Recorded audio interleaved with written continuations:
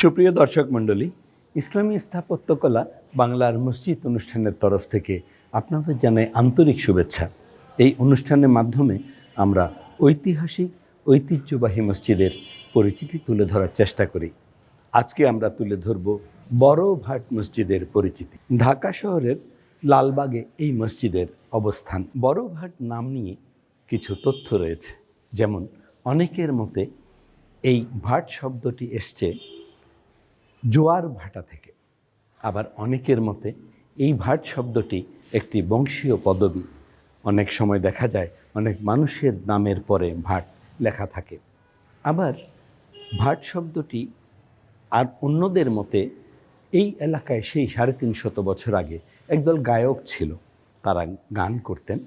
তাদের পাপ মোচনের জন্য তারা ছোট একটি মসজিদ করেছিলেন। এই গায়ক দলকে ভাট বলা হতো, যে কারণে এই বিশাল মসজিদটি করতে গিয়ে এই মসজিদের নামকরণ হয়ে ওঠে বড় ভাট মসজিদ। ১০৯৮ হিজরিতে সম্রাট আওরঙ্গজেবের আমলে শায়েস্তা খান যখন এই এলাকার অধিপতি ছিলেন, তখন তারই একজন কর্মচারী রুকনউদ্দিন এই মসজিদ নির্মাণ করেছিলেন।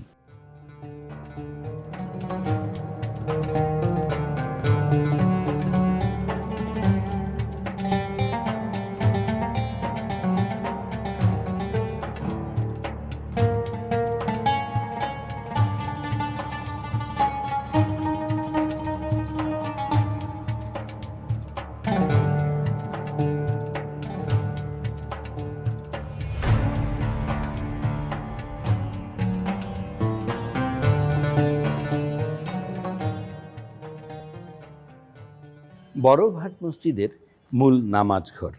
এই মূল নামাজ ঘরের বাইরে সংবর্ধিত যে এলাকা রয়েছে, এখানে ৮টি কাতার রয়েছে। প্রায় ২০০-র বেশি মুসল্লি একসাথে নামাজ আদায় করতে পারেন। মসজিদের প্রবেশের ৩টি পথ রয়েছে, মুসল্লিরা যাতে যাতায়াত করতে পারে ব্যবস্থা করা হয়েছে।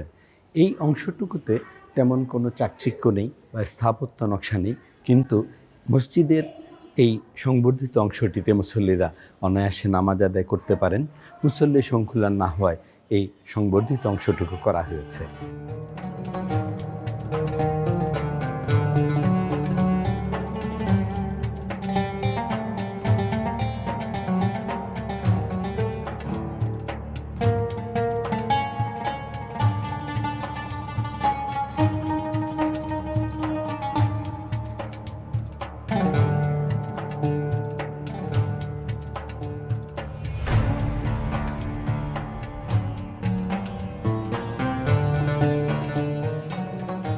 আমরা এখন এই বড় ভাট মসজিদের কিছু কথা শুনব এই মসজিদেরই একজন খাদেম মোহাম্মদ আব্দুল হান্নানের মুখে। এই মসজিদে অনেক আল্লাহওয়ালারাও নামাজ পড়েন এবং মুসল্লিরাও আসেন। যেহেতু আমাদের দ্বারা এই মসজিদ সুন্দরভাবে পরিচালিত হয়েছে, আর যেন আমরা বাকি জিন্দিগিটাও যেন এভাবে আল্লাহর ঘরের খেদমত করে যেন পরিচালিত করতে পারি, সেই জন্য আমার মনের তৃপ্তি। যেহেতু এটা পুরান মসজিদ, ৩০০-৩৫০ বছর আগের মসজিদ, আর সামনের দিনটাও যেন আমরা এই মসজিদের সুন্দরভাবে পরিষ্কার পরিচ্ছন্নত করে খেদমত করতে পারি, সবার কাছে এটাই আমরা আবেদন করি আর কি।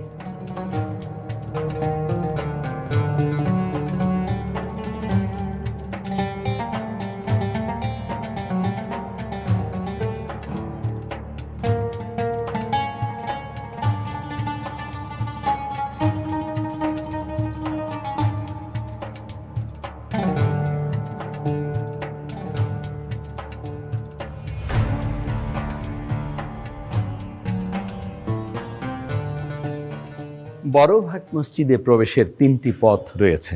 আমরা লক্ষ্য করছি উত্তর দক্ষিণে 2টো, মাঝখানে একটি বেশ বড় আকারের প্রবেশ পথ। এই যে মূল মসজিদের দেয়ালের পুরুত্ব 5 ফিটেরও বেশি। এই দেয়ালগুলোতে কিছু খোপ রয়েছে।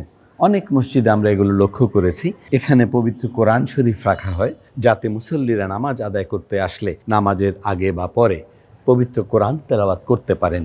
এই মসজিদের মূল প্রবেশ পথে বা উত্তর দক্ষিণে যে কারুকাজ নতুন করে সংবর্ধন করতে গিয়ে যে স্থাপত্য নকশা করা হয়েছে, অত্যন্ত আকর্ষণীয়, অত্যন্ত চমৎকার এবং অপূর্ব। যে কোনো মুসল্লি মসজিদে নামাজ আদায় করতে আসলে দেখবেন মহান আল্লাহ পাকের এই ঘর কত সুন্দর সুন্দর করে সাজানো হয়েছে সেই ফুলের আকৃতি দিয়ে। তার উপরে রয়েছে একটি শিলালিপি। এই শিলালিপিটি ফার্সি ভাষায় অনুদিত হলেও এর বাংলা অনুবাদ হলো বিসমিল্লাহির রহমানির রহিম। যারা মসজিদ নির্মাণ করেন তারা মসজিদের প্রতি, আল্লাহ পাকের প্রতি, কিয়ামতের দিবসের প্রতি ঈমান রাখেন, নামাজ আদায় করেন, যাকাত প্রদান করেন এবং আল্লাহ পাককে ভয় করেন। আল্লাহ পাক ছাড়া অন্য কারো সাথে আল্লাহ পাককে শরীক করেন না। এই অনুবাদটুকু এই শিলালিপির বাংলায় করা। এই শিলালিপিটি কিন্তু সেই আমল থেকে এখনও বিদ্যমান। অনেক মসজিদে আমরা লক্ষ্য করি যে শিলালিপি পাওয়া যায় না, খুলে যায়, খসে পড়ে অথবা কেউ নিয়ে যায়। কিন্তু আমরা এই বড়ভাট মসজিদে লক্ষ্য করলাম সেই 350 বছর আগে নির্মিত এই মসজিদের যে শিলালিপিটি রাখা হয়েছিল, এত সংস্কার, এত সংবর্ধন, এত সুন্দর করে সাজানো হয়েছে, কিন্তু শিলালিপিটি অক্ষুণ্ণ রেখেছেন। দূর দূরান্ত থেকে, দেশ বিদেশ থেকে মানুষ আসলে, মুসল্লিরা আসলে যাতে তারা দেখতে পান যে হ্যাঁ, সেই আমলের ফার্সি ভাষায় একটি শিলালিপি এই মসজিদে এখনও বিদ্যমান রয়েছে।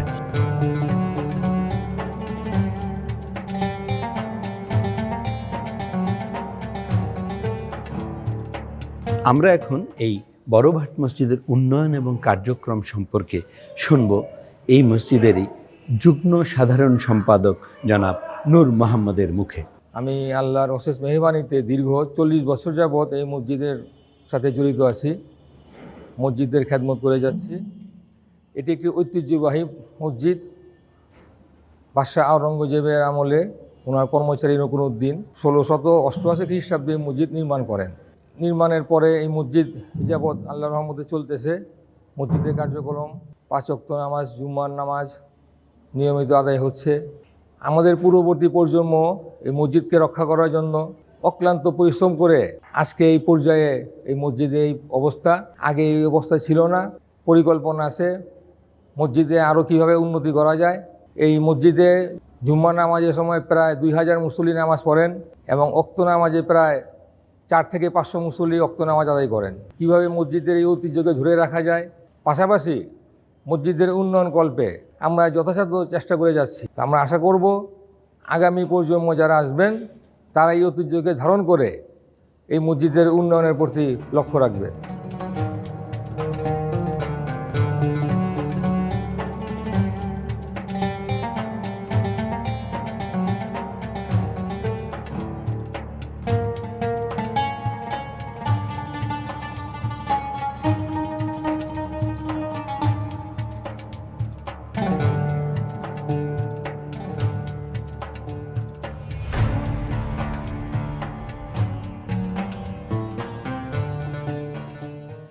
বড়ভাট মসজিদে প্রবেশের 3টি পথ রয়েছে।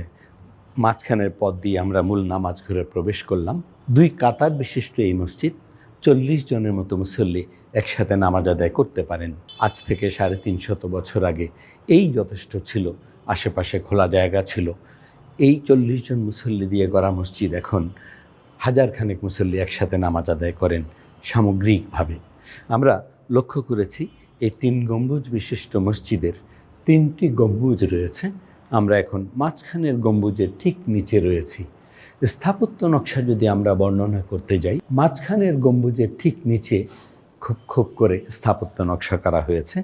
কারুকাজ তেমন নেই, রঙের ব্যবহার খুব কম। সাদার সাথে হালকা সবুজ রং দিয়ে চারপাশে সাজানো হয়েছে, যা খুব সুন্দর নজরে আসে। উত্তর দক্ষিণে যে 2টো গম্বুজ রয়েছে অনেকটা একই আকারের, তাও কিন্তু সেই সাদা এবং সবুজ রং দিয়ে সাজানো। মসজিদের এই মূল নামাজ ঘরে গম্বুজগুলোর স্থাপত্য নকশা মজবুত করার জন্য ঢেউ আকারের যে স্থাপত্যগুলো করা হয়েছে 2 পাশে উত্তর এবং দক্ষিণে, তাও খুব সুন্দর। অর্থাৎ এই 3 গম্বুজ বিশিষ্ট 350 বছর আগে নির্মিত 2 কাতারের মুসল্লি সমৃদ্ধ এই মসজিদ এই ঢাকা শহরের বুকে, লালবাগের বুকে একটি ঐতিহাসিক মসজিদ এখনও সেই ইতিহাস নিয়ে বেঁচে আছে।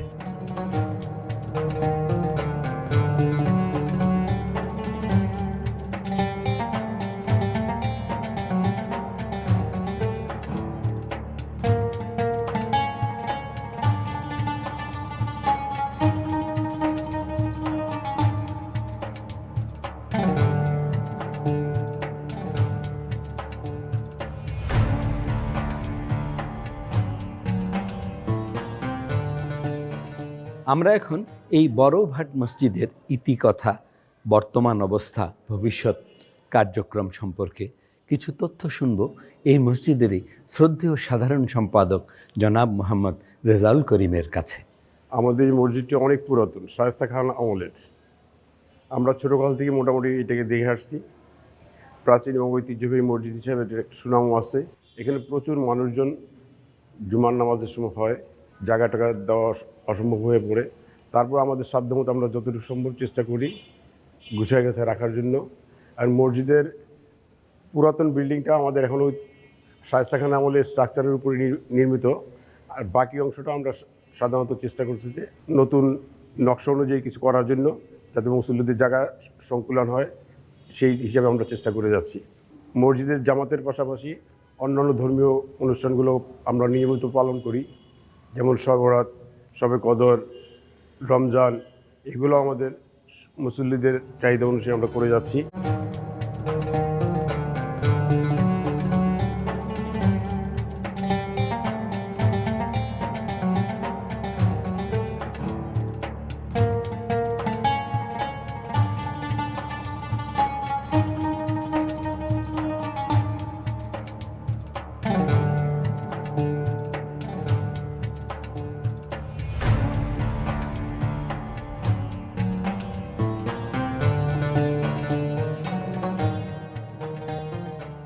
বড়ভাট মসজিদের মূল আকর্ষণ এই মসজিদের মেহরাব। আমরা অনেক মসজিদের মেহরাবের তথ্য আপনাদের সামনে তুলে ধরার চেষ্টা করেছি, কিন্তু এই বড়ভাট মসজিদের মেহরাবে আমরা লক্ষ্য করছি এত চমৎকার করে সাজানো হয়েছে মার্বেল পাথর দিয়ে, বাটি বাটি আকারে নিচে থেকে উপর পর্যন্ত। তার উপর আবার ফুলের মতো কারুকাজ করে ঢেউ ঢেউ আকারে এই মেহরাব নির্মিত। সম্পূর্ণ সাদা মার্বেল পাথর দিয়ে তৈরি। পাশেই রয়েছে একটি আসন, যেখানে দাঁড়িয়ে বা বসে ইমাম সাহেব বা খতিব সাহেব খুতবা আদায় করেন অথবা মুসল্লিদের উদ্দেশ্যে বয়ান করে থাকেন। আমরা এই মেহরাবের সৌন্দর্য যদি বর্ণনা করতে যাই, আমরা একটি কথাই বলবো, মহান আল্লাহ পাকের ঘরকে সুন্দর করে সাজানোর যদি অন্তর থেকে ইচ্ছা থাকে যে আমি মহান আল্লাহ পাকের ঘরকে আমরা সুন্দর করে সাজাবো, মেহরাবকে সাজাবো, প্রবেশ পথ সাজাবো, কাতারগুলো সাজাবো, তারই প্রমাণ এই বড়ভাট মসজিদের এই মেহরাব। অত্যন্ত আকর্ষণীয়, লাল নীল নানান রঙের বাতি দিয়ে সাজানো। নামাজের সময় যখন সুন্নত পড়া নিষিদ্ধ থাকে তখন লাল বাতি জ্বলে ওঠে, এছাড়া অন্য রঙের বাতি জ্বলে। এই যে মেহরাবের যে একটি চাকচিক্য সৌন্দর্য, স্থাপত্য নকশা সত্যিই প্রশংসনীয়।